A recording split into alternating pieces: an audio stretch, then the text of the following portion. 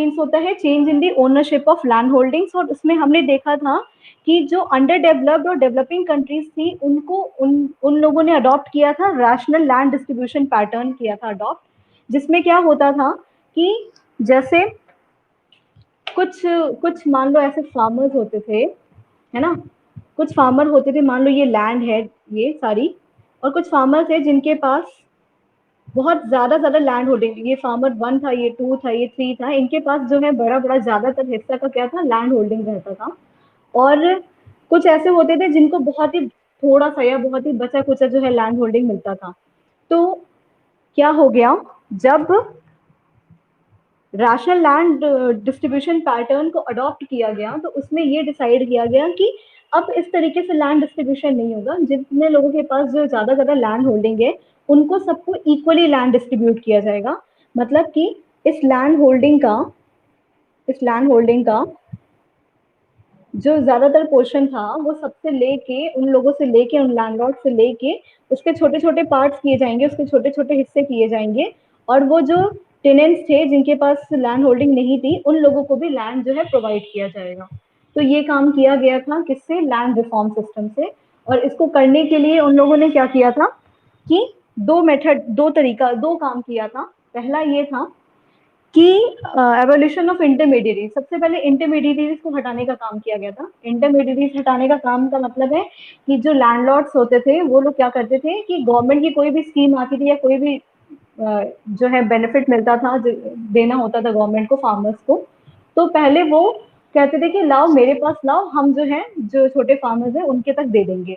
या छोटे फार्मर्स को कहते थे आपको कोई भी प्रॉब्लम है तो हमारे पास प्रॉब्लम रही है, हम गवर्नमेंट तक आपकी प्रॉब्लम को पहुंचा देंगे। तो सबसे पहले गवर्नमेंट ने क्या किया, इंटरमीडिएट्स को हटाने का काम शुरू किया। उसके बाद जो है लैंड सीलिंग आई। लैंड सीलिंग में दूसरा तरीका था, लैंड रिफॉर्म में लैंड सीलिंग जो है सेकंड पॉइंट है कि लैंड सीलिंग में क्या किया गया। सीलिंग पता है किसी को कि क्या होता है, सीलिंग सीलिंग क्या होती है?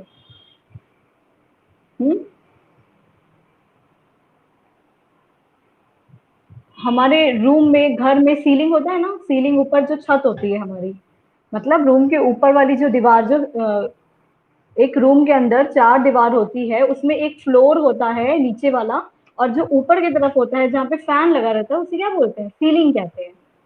ठीक है, वो क्या होती है, सीलिंग होती है। तो वो किसी भी सीलिंग का मतलब हो सकता है, कह सकते हैं हम कि किसी चीज का लिमिट लगाना, कि मतलब रूम जो है वो वहां पे जहाँ पे सीलिंग आई वहां पे वो रूम खत्म हो गया, उसके ऊपर तो रूम नहीं चलता है ना, वो फिर दूसरा रूम शुरू हो जाता है या दूसरी छत शुरू हो जाती है, कुछ और फ्लोर स्टार्ट हो जाता है।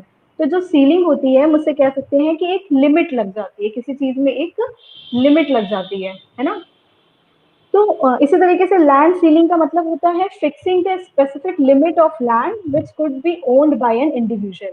लैंड सीलिंग से ये मतलब था कि लैंड सीलिंग से ये मतलब था कि जो इंडिविजुअल थे जितने जमीन वो होल्ड किए थे, जितना उनका ओनरशिप था लैंड में, उसमें एक स्पेसिफिक लिमिट लगा दी गई थी, उसमें एक लिमिट लगा दी गई थी, यानी कि पर्टिकुलर लैंडलॉर्ड को या ओनर को, लैंड के ओनर को इस पर्टिकुलर लिमिट से ज्यादा और जमीन उनको होल्ड नहीं करना है।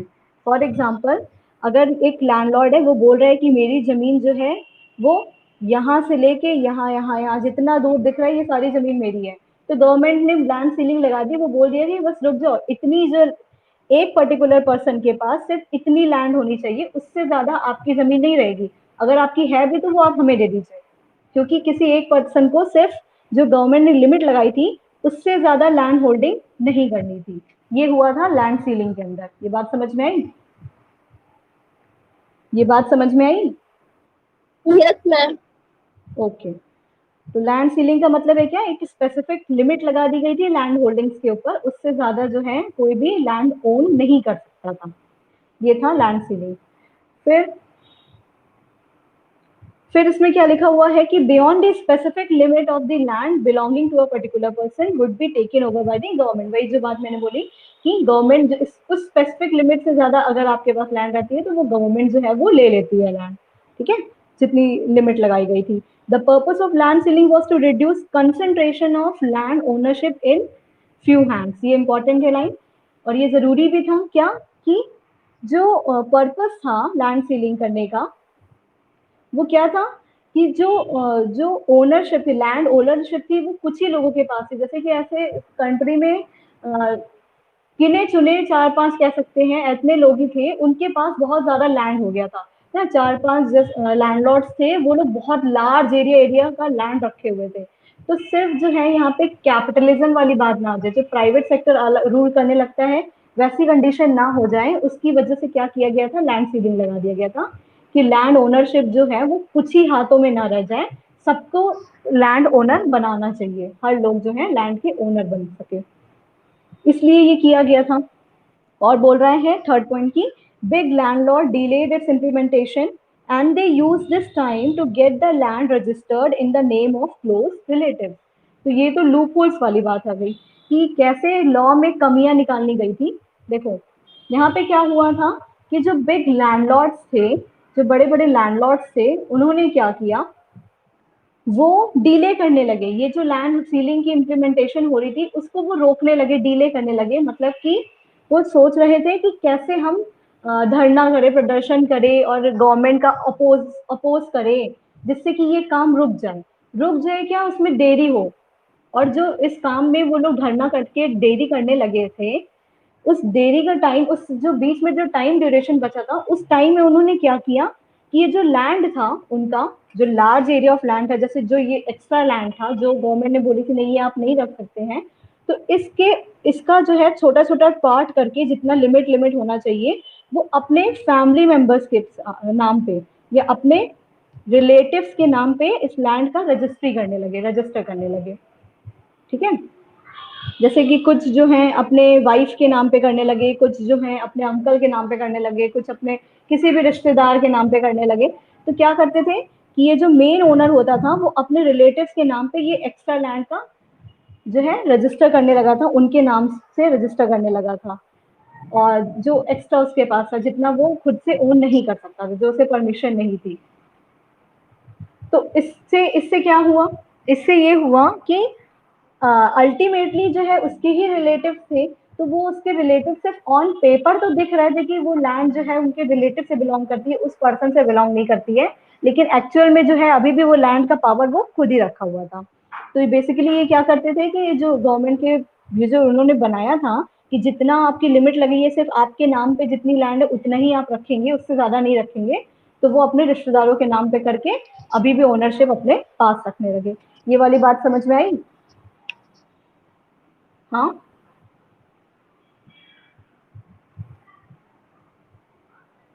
समझ में आया ये? Yes ma'am. आगे बढ़े? Yes ma'am. ओके। आ, देखो इसमें ये था क्या, लैंड रिफॉर्म्स था, इसमें दो चीजें हमने पढ़ी, एबोलिशन ऑफ इंटरमीडिएट एंड दूसरा क्या था, लैंड सीलिंग था। बस इतनी, इसमें लैंड सीलिंग में ये 3 पॉइंट्स थे। पहला क्या कि लिमिट, स्पेसिफिक लिमिट से ज्यादा जो है लैंड होगी तो वो गवर्नमेंट अपने पास रख लेगी। दूसरा कि कॉन्सेंट्रेशन ऑफ लैंड ओनरशिप जो है फ्यू हैंड्स में रहे, इसलिए ये किया गया था। और तीसरी बात ये कि जो इम्प्लीमेंटेशन था उसमें वो लोग डीले करने लगे थे लैंडलॉर्ड्स, जिससे कि वो by the time land register कर सके अपने क्लोज रिलेटिव्स के नाम पे। ये 3 काम हुआ था इसमें। तो कंक्लूजन में, इसमें कंक्लूजन में एक 1 मार्क्स के ऐसे क्वेश्चन पूछता है, एमसीक्यू में भी पूछ सकता है कि ये जो लैंड रिफॉर्म था ये सक्सेसफुल हुआ था सिर्फ ऐसे 2 स्टेट्स थे उस टाइम पे, ये 1950 की बात हो रही है ना। तो ये जो लैंड रिफॉर्म है ये सक्सेसफुल ऐसे 2 स्टेट्स में, कौन कौन से स्टेट्स में हुआ था, एक है केरला में और दूसरा है वेस्ट बंगाल में। इन स्टेट्स के नाम याद रखिए कि ऐसे दो, यहाँ पे गवर्नमेंट जो है बहुत अच्छे से इस पॉलिसी, लैंड रिफॉर्म की पॉलिसी को लेके कमिटेड थी और बहुत अच्छे से काम कर पाई थी। तो कौन से 2 स्टेट हैं, केरला एंड वेस्ट बंगाल, ये 2 स्टेट्स है जहाँ पे ये लैंड रिफॉर्म सक्सेस रहा था। अनफॉर्चुनेटली बाकी जो है अदर स्टेट्स में इसका सेम ये अच्छे से नहीं होल्ड कर पाया था, ये जो लैंड रिफॉर्म थे वो अच्छे से फंक्शन नहीं कर पाया था। बात समझ में आई?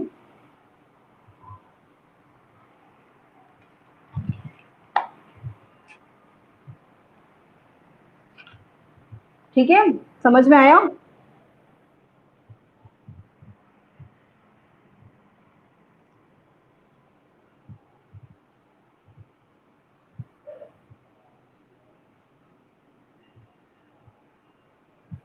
चलो नेक्स्ट है ग्रीन रिवॉल्यूशन। ठीक, नेक्स्ट है क्या, ग्रीन रिवॉल्यूशन। ग्रीन रिवॉल्यूशन में हम लोग सबसे पहले पढ़ने से पहले ये देखते हैं कि इसमें क्या क्या पढ़ना है हमें, ग्रीन रिवॉल्यूशन में क्या क्या चीजें जाननी है। पहली बात ये कि ग्रीन रिवॉल्यूशन होता क्या, ग्रीन रिवॉल्यूशन क्या होता है इसके बारे में पहले हम जानेंगे कि ग्रीन रिवॉल्यूशन का क्या मतलब है, इसका ये होता क्या है। फिर दूसरा कि ग्रीन रिवॉल्यूशन से रिलेटेड क्या क्या प्रॉब्लम्स आई थी। ठीक है, ग्रीन रिवॉल्यूशन में क्या क्या हमारी दिक्कतें आई थी, किन किन प्रॉब्लम्स का सामना करना पड़ा था।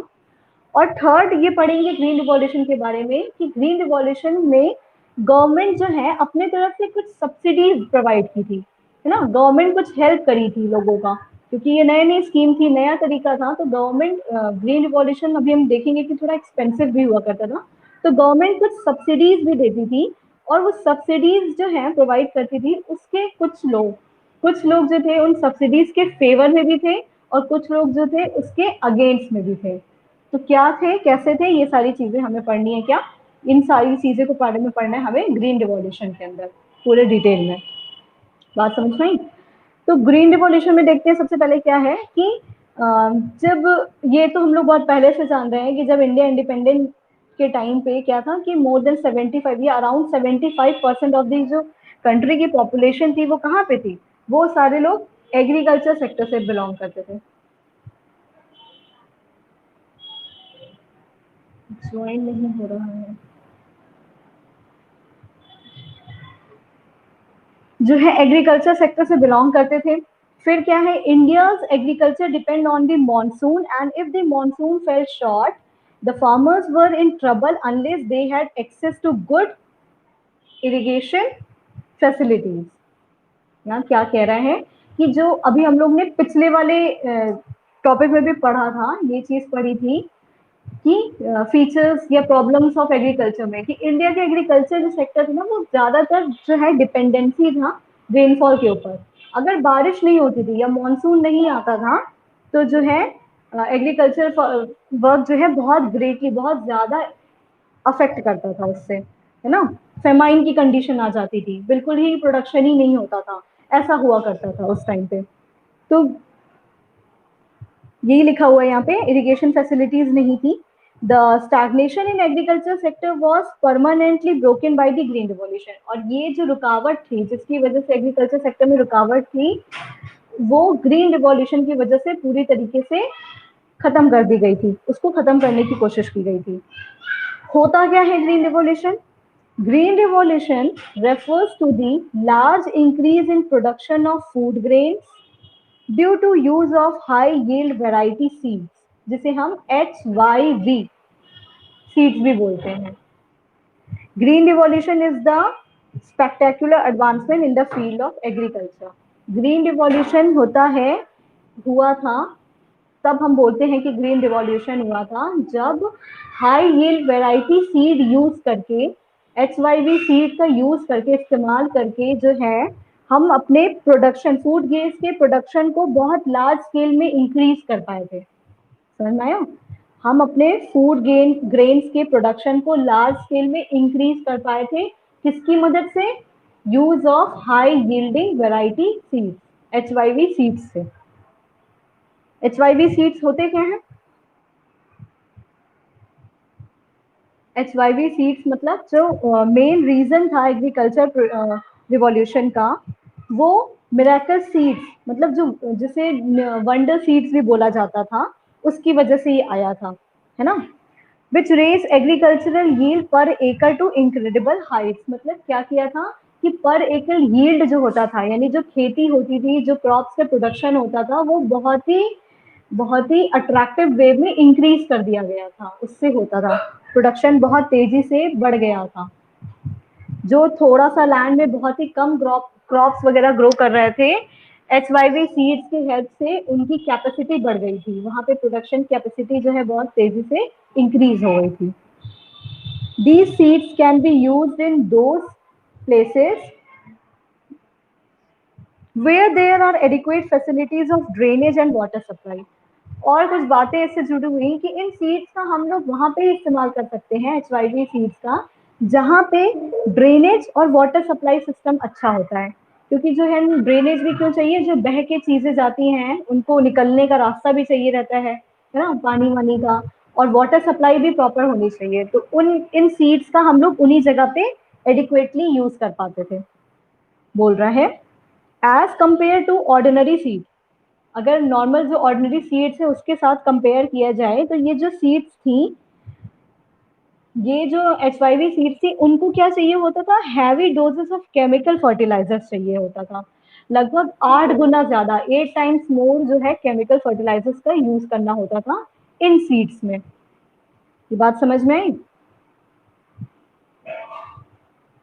To use HYV seeds Indian farmers need good financial resources, और HYV सीड यूज करने के लिए ना इंडियंस जो थे, इंडियन फार्मर जो थे, उनको अच्छा फाइनेंशियल रिसोर्सेज यानी उनको अच्छा खासा पैसा भी लगाना पड़ता था। ये कुछ उसके उससे रिलेटेड बातें हैं, HYV सीड से रिलेटेड बातें हैं। क्या क्या है कि पहली बात तो ये जो है जहाँ पे सबसे अच्छा ड्रेनेज और वाटर सप्लाई सिस्टम होता था, सिर्फ उसी जगह पे हम लोग एडिक्वेटली बहुत अच्छे से यूज कर पाते थे HYV सीड्स का। दूसरी बात ये कि जो ये सीड्स होते थे HYV सीड्स, वो ऑर्डिनरी सीड्स के कंपैरिजन में इनको 8 टाइम्स मोर केमिकल फर्टिलाइजर की जरूरत पड़ती थी। और तीसरी बात ये कि जो HYV सीड्स होते थे उसके लिए इंडियन फार्मर्स को गुड फाइनेंशियल रिसोर्सेज की जरूरत पड़ती थी, यानी कि अच्छा खासा पैसे लगाने की भी जरूरत पड़ती थी। तो हम ये कह सकते हैं कि जो पैसे वाले फार्मर्स थे वो ही लोग ज्यादातर HYV सीड्स का इस्तेमाल कर पा रहे थे, क्योंकि जिनके पास कम पैसा था, कम फाइनेंशियल रिसोर्सेज थे, उनके लिए ये अफोर्ड करना भी थोड़ा मुश्किल हो जा रहा था, क्योंकि वाटर सप्लाई चाहिए, ड्रेनेज सिस्टम चाहिए उनको, केमिकल फर्टिलाइजर्स जो है जो पहले जितना लेते थे उससे भी और थोड़ा ज्यादा चाहिए रहता था अब। तो ये HYV से रिलेटेड बातें थी। अगर हमें पूछेगा कि HYV सीड्स क्या थी, तो उनके बारे में हम ये चीजें लिख के बता सकते हैं। बात समझ में आई? हाँ,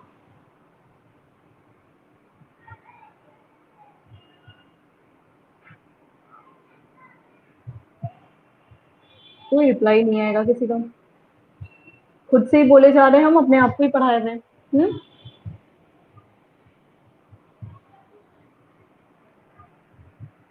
success of green revolution came in 2 phases, बता रहा है कि ग्रीन रिवॉल्यूशन का जो सक्सेस है वो एक बार में नहीं, 2 फेजेस में करके आया, 2 हिस्सों में करके आया। कैसे कैसे हुआ कि जो फर्स्ट फेज था, इन द फर्स्ट फेज का ड्यूरेशन है मिड 60 से लेके मिड 70 तक, मतलब मिड 60 यानी 65 के अराउंड से स्टार्ट हुआ था, और कब तक चला था, 1965 की बात हो रही है, वहां से लेके 1975 के अराउंड तक, इन 10 साल में फर्स्ट फेज जो है उसमें कैसे सक्सेस मिला था। The use of HYV seeds were restricted to more affluent states, ऐसे स्टेट्स में भी ज्यादातर यूज हो रहा था, सिर्फ इन्हीं स्टेट्स में यूज हो पा रहा था। कौन कौन से वो स्टेट्स हैं, Punjab, Andhra Pradesh, Tamil Nadu, et cetera. Further the use of seeds primarily benefited the wheat growing regions only. तो ये जो मेन स्टेट्स थे जैसे कि पंजाब थे, आंध्र प्रदेश थे, तमिलनाडु थे, इन जगह पे ही जो है सबसे ज्यादा फर्स्ट फेज में ग्रीन रिवॉल्यूशन का इस्तेमाल किया जा रहा था, ये यूज हो रहा था। पंजाब हो गया, आंध्र प्रदेश हो गया, तमिलनाडु हो गया, इन जगह पे। और और जो है इसके बाद जो है जो ये जो सीड्स का यूज हो रहा था वो ज्यादातर किस चीज के लिए हो रहा था, वो वीट ग्रोइंग रीजन्स में हो रहा था, जहां पे वीट ग्रो किया जाता था उन्हीं रीजन में सबसे ज्यादा यूज हो रहा था। बात समझ में? Yes ma'am. ओके। फिर बोल रहा है कि इन द सेकेंड फेज में क्या हुआ था, ये कब से स्टार्ट हुआ था, मिड 70, फर्स्ट फेज मिड 70 में खत्म हो गया था, लेकिन सेकेंड फेज फिर 75 से स्टार्ट हुआ, मिड 70 से, और मिड 80 तक चला। इसमें क्या हुआ था, जब HYV technology spread to a larger number of states and benefited more variety of crops, मतलब कि पहले 10 साल में हमने देखा कि HYV सीड्स जो थे वो कुछ ये लिमिटेड जगह तक ही सीमित थे, वहां तक ही सिर्फ वर्क कर रहे थे, और ज्यादातर जहाँ पे वीट ग्रो करता था उन एरियाज में करते थे। ठीक है। उसके बाद जो क्या हुआ कि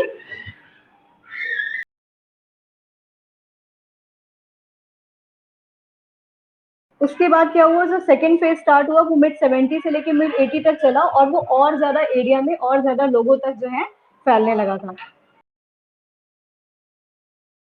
ऐसा है, क्लास ओवर करते हैं। बहुत आंधी आ रही है, शायद बारिश वारिश हो रही है, लाइट चली गई है। ठीक है,